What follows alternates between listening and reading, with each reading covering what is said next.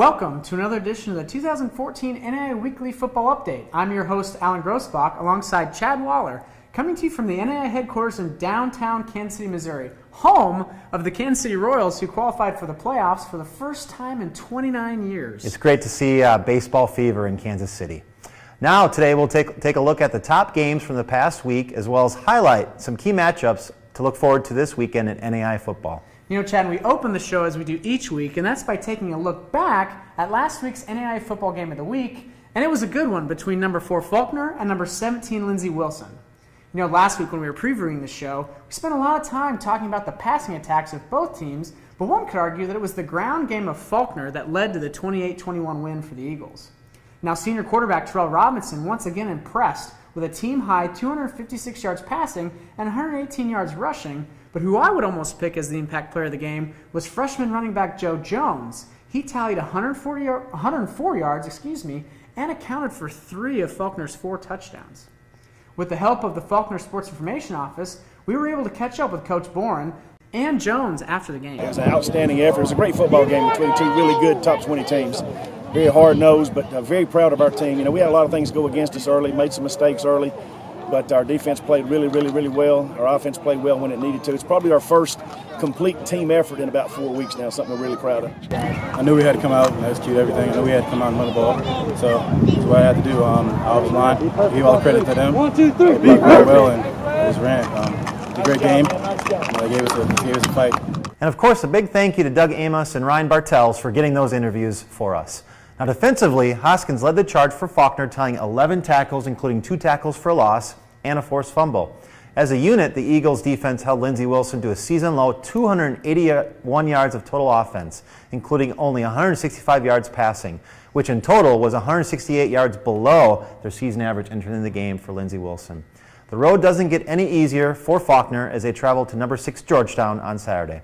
Now, Chad, the next game we'll highlight from this last week came to us from the Heart of America Athletic Conference as number 11 Missouri Valley knocked off number 14 Benedictine 29-22. In addition to being a top 25 win for the Vikings, the victory was head coach Paul Trough's 100th at Missouri Valley.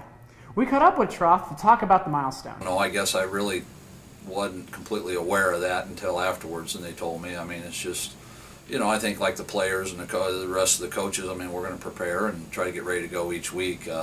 It's nice, but, you know, as a coach, you're just on to the next game, so we're thinking about Avila this week and trying to get ready for that. Now let's jump into the game itself, and it was nearly identical on the stat sheet as both teams tallied around 350 yards of total offense. Now running back Malachi Daniels had a great day for Missouri Valley, running up 105 yards and a career best 3 touchdowns. The Branson, Missouri native scored 2 of Missouri Valley's first 3 touchdowns on runs of 3 and 2 yards. On the defensive side, Missouri Valley intercepted Benedictine's quarterback 3 times, with none more important than Ricky Williams' 73-yard return for a touchdown, which capped a strong first half for the Vikings. Now, Benedictine did rally in the fourth quarter to cut the deficit to 29-22 on a 15-yard touchdown pass. However, Missouri Valley ran out the clock on the next possession. Now there were 2 extremely important early season games in another conference, the Mid-States Football Association last weekend, with number 8 Grandview knocking off number 9 St. Francis of Indiana and number 13 St. Xavier downing number 12 St. Francis out of Illinois.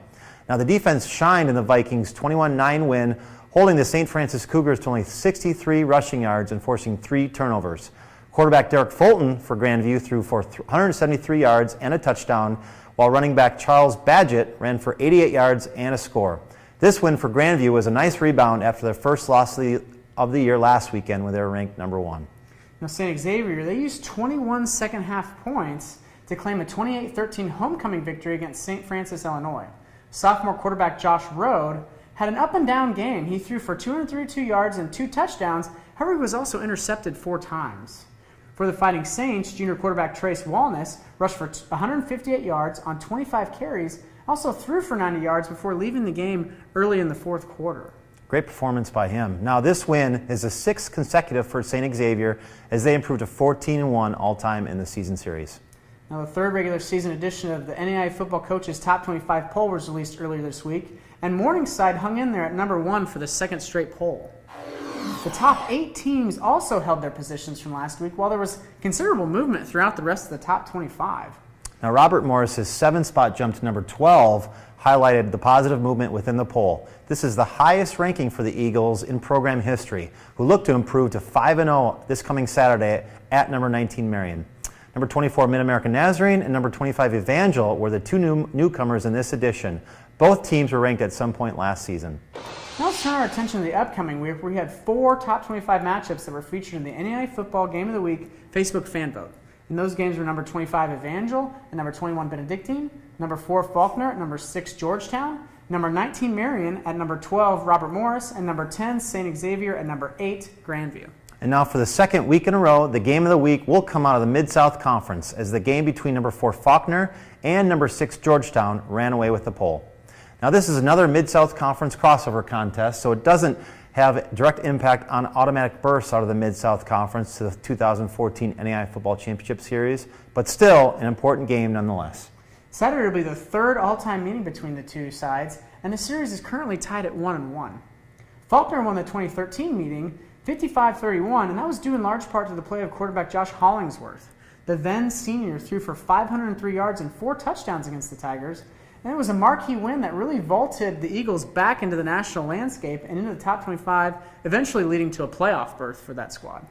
Now Faulkner is off to the best start in program history at 5-0, and we spent quite a bit of time talking about him last week, but it's due in part to the play of quarterback Terrell Robinson for Faulkner. Robinson currently leads the NAIA in total offense, averaging nearly 400 yards per game while ranking second in passing yards at 325 per game. He also owns 16 touchdown passes in the early season. One thing to keep an eye out with Robinson is his ball security. He's thrown 6 interceptions this year already, with 5 coming in the last 2 games. Another player to keep an eye on is running back Joe Jones. Now, we mentioned him earlier for his performance against Lindsey Wilson, but in the last 2 games, he's run for 227 yards and 4 touchdowns. He's another individual that really could have a big day for the Eagles. Now, Georgetown enters the game with a 3-0 record and somewhat of a contrasting style to Faulkner. Historically, the Tigers have featured one of the NAIA's best defenses, and this year is really no different. Georgetown leads the NAIA in total defense and pass defense, while ranking second in scoring defense. Now, the Tigers' offense has been pretty dominant, too. They're averaging 58 points and more than 476 total yards per game. Quarterback Neil Posset, he's been efficient. He's completing 50% of his passes for 579 yards and 6 touchdowns through those 3 contests. He's done a great job spreading the ball around, as 9 different Tigers have at least 3 catches on the year. Now, I think this will be a fun game for NAIA football fans, as it pits one of our new and upcoming programs in Faulkner really against a perennial powerhouse like Georgetown. And I know it seems early to be saying this, but really the winners of this game sets themselves up perfectly to host at least the first round of the SCS. I agree. This really has playoff implications written all over it, and I think it's going to come down to whether Faulkner's ability to move the ball on offense can overcome a tough Georgetown defense. Like we mentioned earlier, this game was selected by a Facebook fan vote. We ask you to get involved with voting for the football game of the week. We'll post the top games to Facebook, and this typically happens Monday evenings by 5 p.m. Central Time, so be sure to pick your favorite game by 9 a.m. on Tuesday, and we'll have it highlighted in the show. Well, that concludes this week's episode. I'm Alan Grossbach. And I'm Chad Waller. We'll see you next week.